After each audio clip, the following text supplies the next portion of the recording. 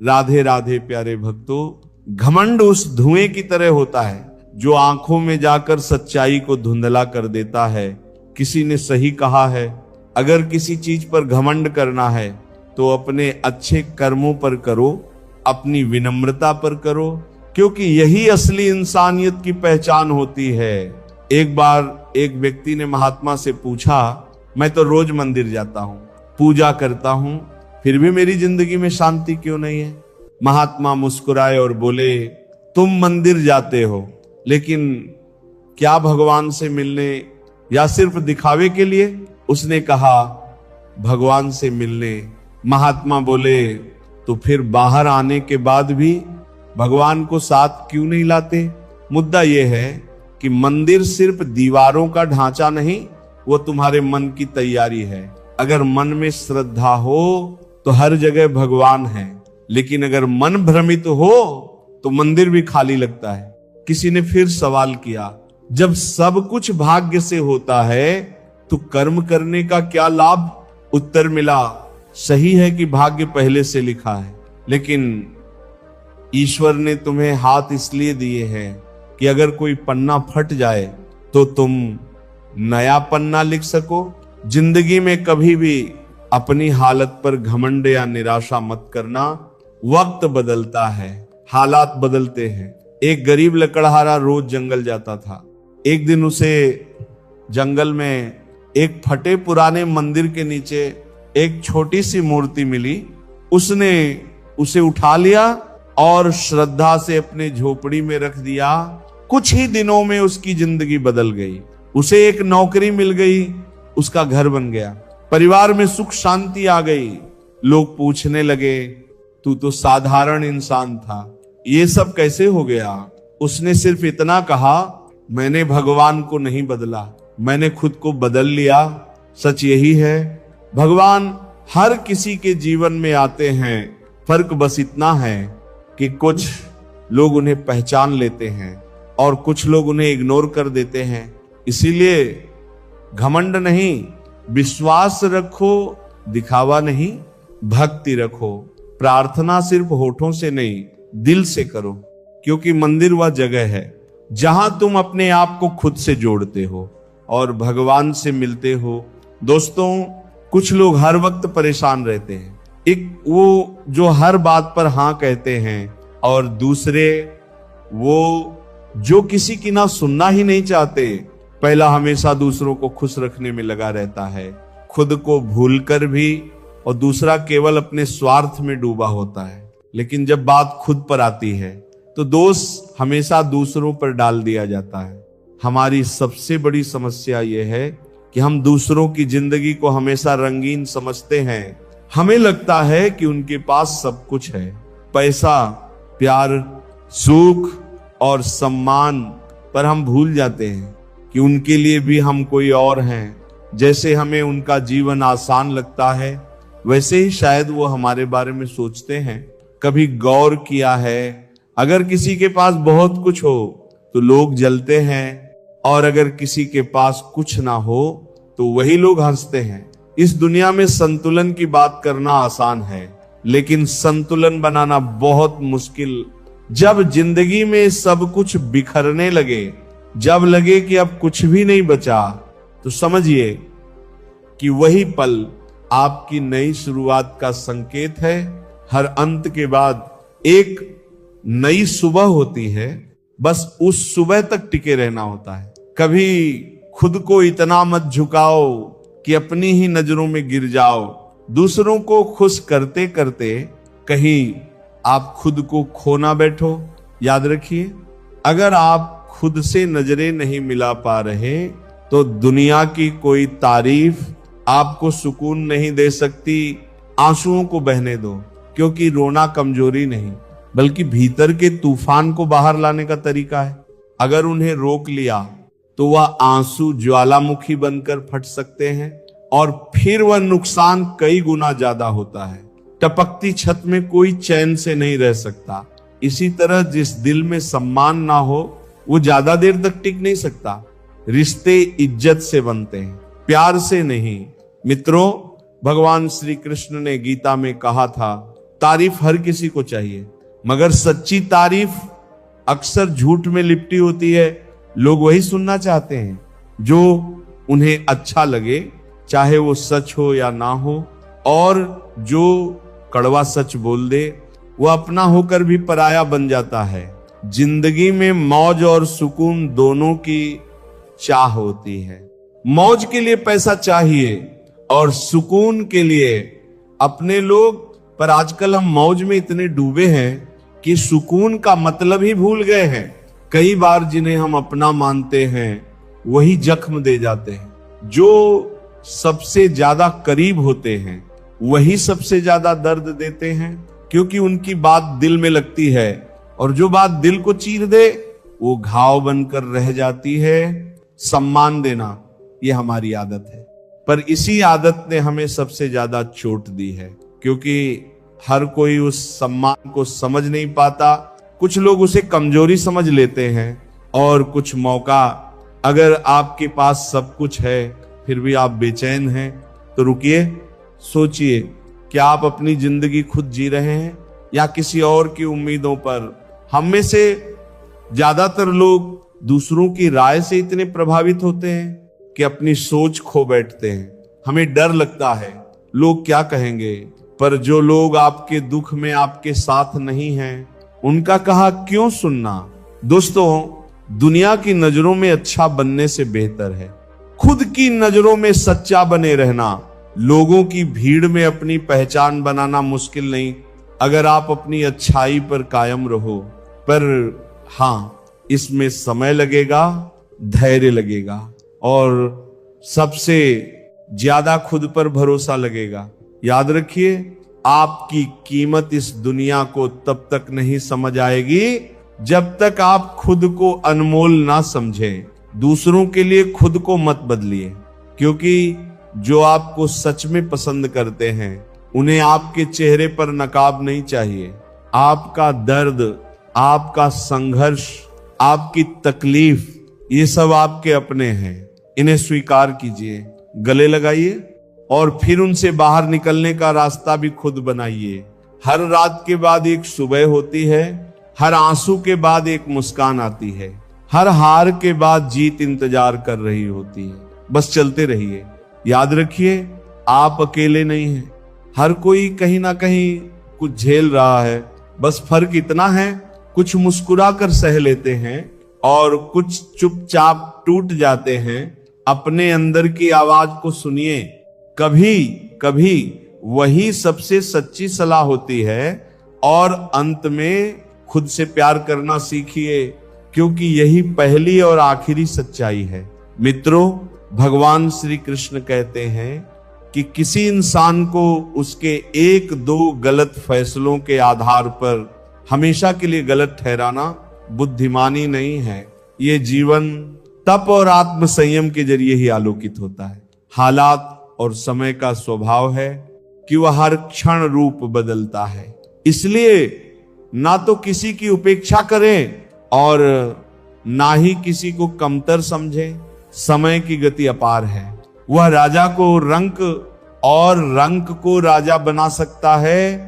जैसे भोर का सूरज धीरे धीरे आसमान में चढ़ता है, वैसे ही मनुष्य का विकास भी समय और प्रयास से होता है। इस संसार में कुछ भी स्थायी नहीं होता, चाहे परेशानी कितनी भी गहरी हो वो भी बीत ही जाती है। स्वयं को तनाव में डुबोने से समाधान नहीं मिलता, बल्कि मानसिक शांति और संतुलन से रास्ता निकलता है। दयालुता कोई विशेष कार्य नहीं, बल्कि एक जीवन का तरीका है जिसे अपनाना ही सच्चा धर्म है। मित्रों, भगवान श्री कृष्ण कहते हैं, एक सच्चा मित्र वह होता है जो आपकी पुरानी भूलों को क्षमा करता है, आपके कल में भरोसा रखता है और आज की आपकी सच्चाई को अपनाता है। मित्रता में असीम सामर्थ्य छिपा होता है। सुदामा ने कोई बल प्रयोग नहीं किया, फिर भी उनका स्नेह श्री कृष्ण को चरण धोने तक ले आया। जहां प्रेम होता है वहां जीत स्वाभाविक है। भगवान श्री कृष्ण ये भी कहते हैं, चिंता मत करो, चिंतन करो, क्योंकि चिंता तुम्हें भीतर से जलाती है लेकिन चिंतन तुम्हें सत्य की ओर ले जाता है। जीवन में जब गिरावटें आती हैं तभी हमारी सोच और नजरिया हमें संबल देते हैं।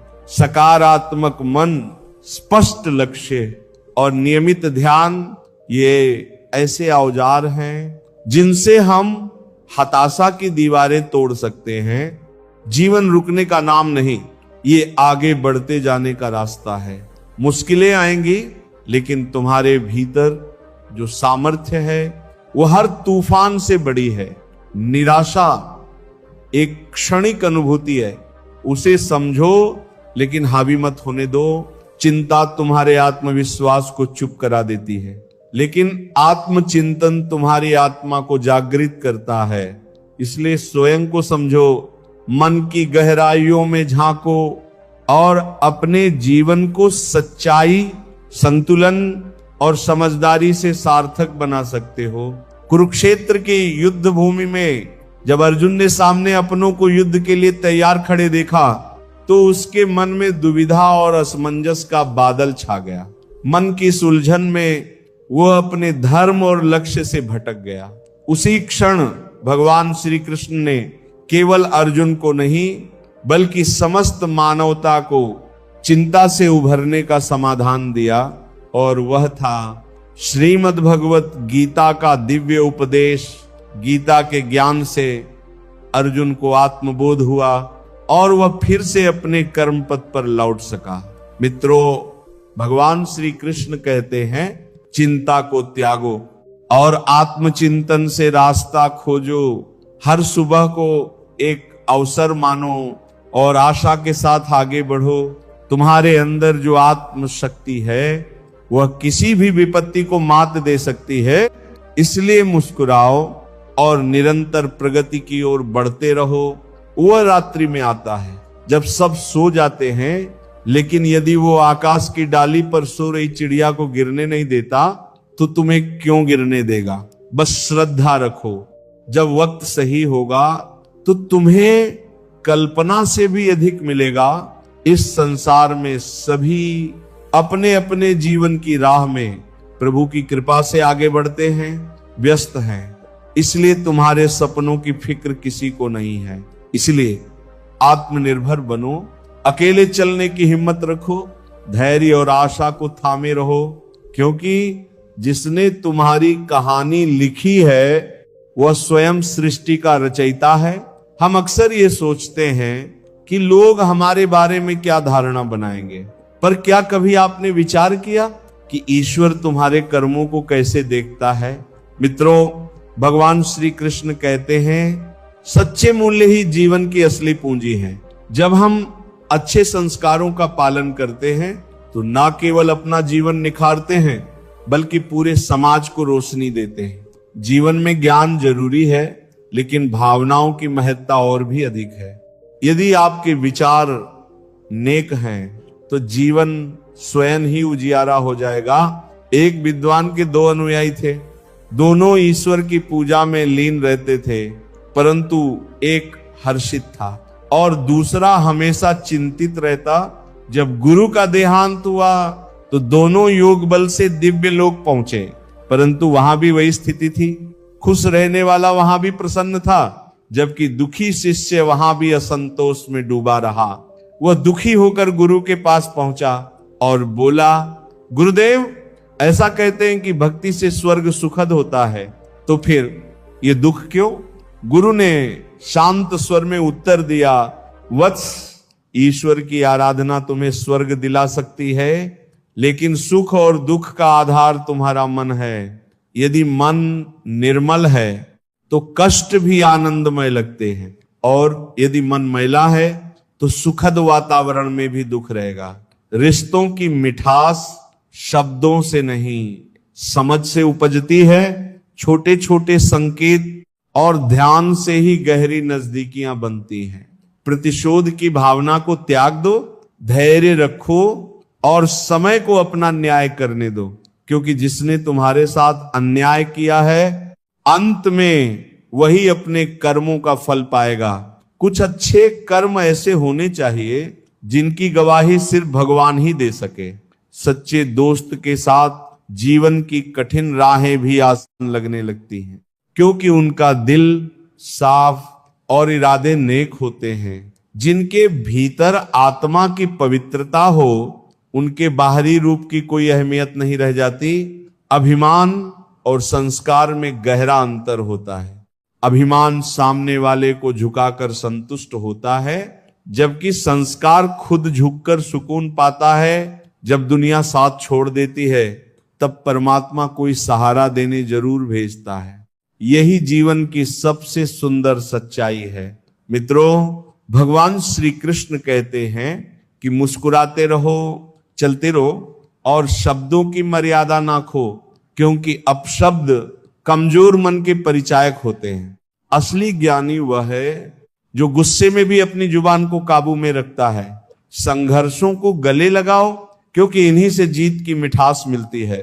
कभी खुद को कम मत समझो, तुम में वह सामर्थ्य है जो चमत्कार कर सकता है। जब तक सांसें चल रही हैं, तब तक इतिहास लिखा जा सकता है। अगर वक्त तुम्हारे पक्ष में नहीं है, तो वक्त को बदलने की ठान लो। बीते कल में मत उलझो, आने वाले कल के सपनों में मत बहको। आज को संवारो, यही जीने की कला है। मित्रों, भगवान श्री कृष्ण कहते हैं कि चाहे नमक रोटी ही क्यों ना हो, पर अपनों के सामने हाथ फैलाना आत्मसम्मान खोने जैसा है। बचपन की मासूमियत में हर दिन जादू था, पर समझदारी के साथ हम उस जादू को खोने लगे। अक्सर जिंदगी हमें ऐसे मोड़ पर लाकर खड़ा कर देती है, जहां एक निर्णय हमारी पूरी दिशा बदल देता है। आंखों से निकले आंसू बेशकीमती होते हैं, पर दुनिया उनकी भी कीमत आंकने लगती है। बदलाव से घबराना और संघर्ष से बचना इंसान को पीछे छोड़ देता है। समय सबसे बड़ा शिक्षक है। जो पाठ समय सिखाता है, वो कोई गुरु नहीं सिखा सकता। भरोसा एक बार टूट जाए तो लाख कोशिशों से भी पहले जैसा नहीं बनता। जो तुम्हें रुलाए वह तुम्हारा नहीं है। कदर मत करो तो ईश्वर भी दूर हो जाते हैं। इंसान और समय दोनों को पहचानो, क्योंकि जब वह साथ हो तभी जीवन सफल होता है। किरदार और हालात बदलते रहते हैं, यह दुनिया की रीति है। जीवन में धोखे जरूरी हैं, क्योंकि माता पिता चलना सिखा सकते हैं, पर गिरने से संभलना खुद सीखना पड़ता है। स्वर्ग में मृत्यु नहीं है, गीता में झूठ नहीं है और संसार में शांति नहीं है। मेरे पास सब कुछ है, लेकिन सब्र नहीं है। ना तो मैं सुख खरीद सकता हूं, ना ही दुख बेच सकता हूं, फिर भी हर दिन कुछ कमाने निकलता हूं।